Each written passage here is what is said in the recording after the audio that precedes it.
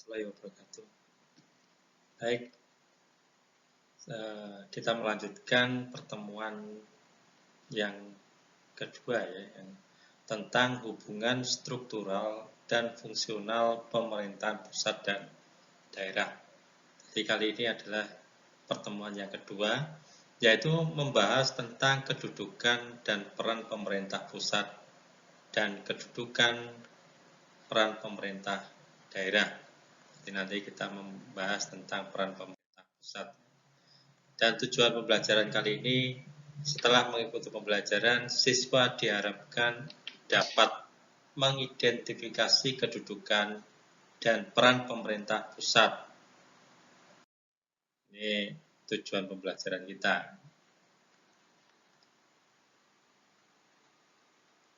Baik, kita lanjutkan tentang isi materinya ya. Silakan yang belum absen ya, absen di kolom komentar, tulis nama, nomor absen dari kelas sebagai bukti keaktifan kalian di dalam mengikuti pembelajaran kali ini. Yang pertama tentang azas penyelenggaraan pemerintahan. Jadi presiden sebagai kepala negara yang dibantu oleh wakil presiden dan jajaran para menteri negara adalah sebagai penyelenggara pemerintahan pusat. Jadi kalau kita masih ingat ya, tentang tugas dan wewenang presiden. Jadi presiden itu adalah kepala negara dan juga merangkap sebagai kepala pemerintah. Yang di sini kita membahas tentang presiden sebagai kepala pemerintah.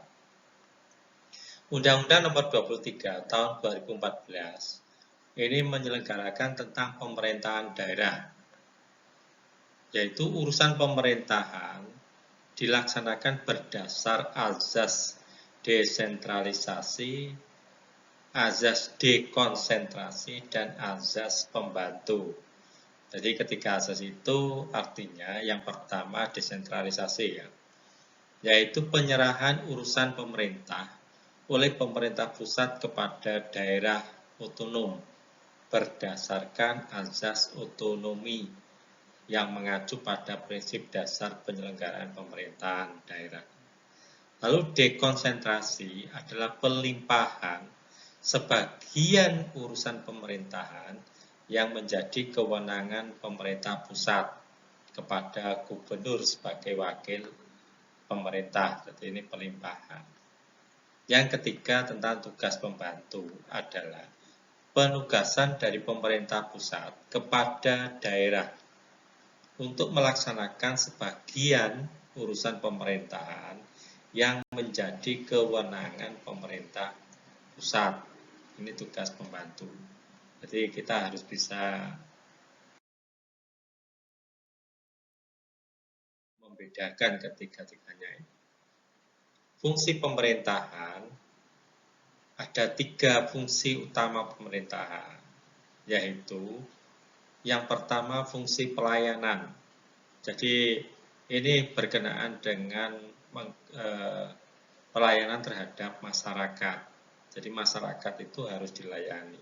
Ini memang sebagai fungsi pemerintah. Makanya kalau kita lihat sekarang ini, rakyat betul-betul sebagai raja ya, dilayani oleh pemerintah. Kita mau ke rumah sakit, mau pengurusan KTP, ke Dukcapil dan lain sebagainya, kita diistimewakan saat ini. Lalu fungsi pembangunan. Jadi pemerintah itu harus membangun. Apa yang harus dibangun oleh pemerintah? Yaitu fasilitas-fasilitas yang dibutuhkan untuk kepentingan masyarakat. Jadi pembangunannya diperuntukkan untuk masyarakat, seperti bandara, pasar, jalan tol, dan lain sebagainya.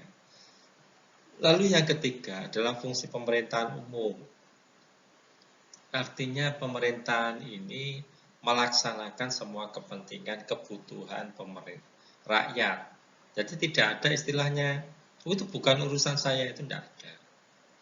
Yang penting masyarakat sesuai dengan maunya apa gitu. Jadi jangan sampai salah sasaran karena banyak sekali tugas-tugas pemerintahan itu tidak sama.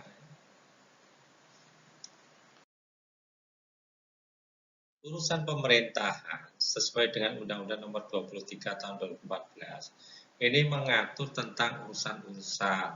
Di antaranya ada 3 urusan, yaitu pemerintahan absolut, yaitu urusan pemerintahan yang sepenuhnya menjadi kewenangan pemerintahan pusat. Nanti saya jelaskan tentang pemerintahan absolut ini.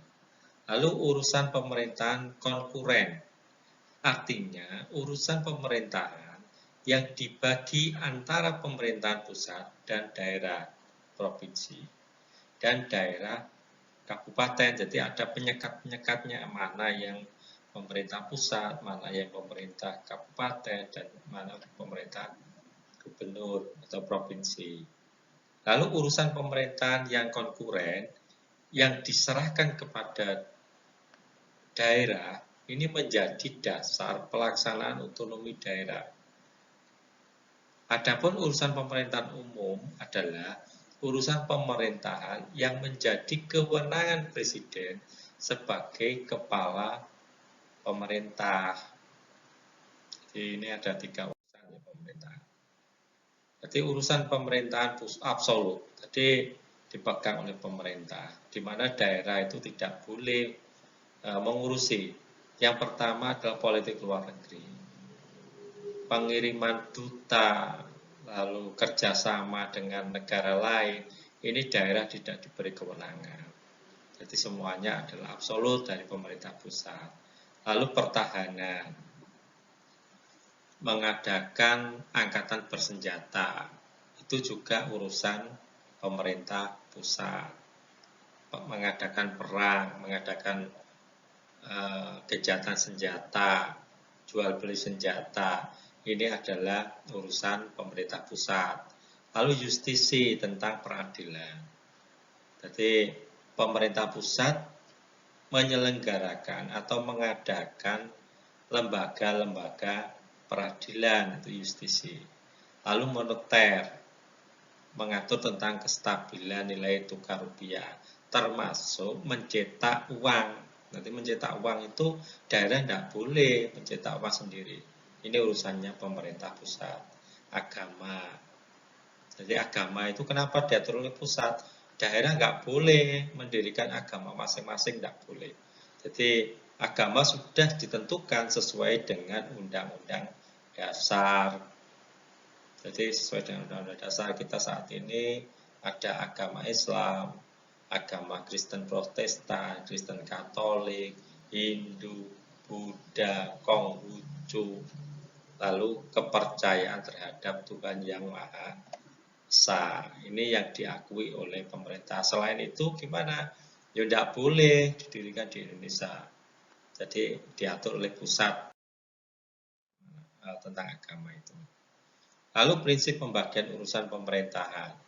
Ada prinsip akuntabilitas, artinya penanggung jawab penyelenggaraan suatu urusan pemerintahan ditentukan berdasarkan luas, besaran, dan jangkauan dampak yang ditimbulkan oleh penyelenggara suatu urusan pemerintahan. Lalu yang kedua tentang prinsip efisiensi. Berarti penyelenggara suatu urusan pemerintahan ditentukan berdasarkan perbandingan tingkat daya guna. Lalu prinsip eksternalitas adalah penyelenggara suatu urusan pemerintahan ditentukan berdasarkan luas, besaran, dan jangkauan dampak yang timbul akibat penyelenggaraan suatu urusan pemerintahan. Lalu prinsip kepentingan strategis nasional berarti penyelenggara suatu urusan pemerintahan ditentukan berdasarkan pertimbangan dalam rangka menjaga keutuhan kesatuan bangsa yang menjaga kedaulatan negara. Jadi implementasinya ini adalah hubungan luar negeri, pencapaian program strategi nasional, serta pertimbangan lain yang diatur dalam undang-undang. Ini saya gambarkan ya tentang pembagian urusan pemerintahan. Ada pemerintahan pusat, tadi sudah saya jelaskan. yaitu tentang politik luar negeri, pertahanan, keamanan, moneter dan fiskal, justisi, agama ini dari pusat. Lalu daerah ini ada dua, yaitu ada pilihan dan wajib untuk daerah. Jadi kalau ada pertanyaan tentang desentralisasi, dekonsentrasi, dan tugas pembantu, itu apa? Nah, ini saya jabarkan. Desentralisasi tadi sudah saya ungkapkan. Dekonsentrasi tadi juga sudah. Nah, sekarang tugas kalian apa? Subscribe yang belum, likes, bunyikan loncengnya. Semua gratis ya untuk anak-anakku semuanya. Saya kira untuk pertemuan kali ini semoga manfaat ya. Dan semoga Allah selalu memberkahi dan memberikan petunjuk-petunjuk bagi kita semua. Akhirnya, Assalamualaikum warahmatullahi wabarakatuh. Sampai ketemu minggu depan.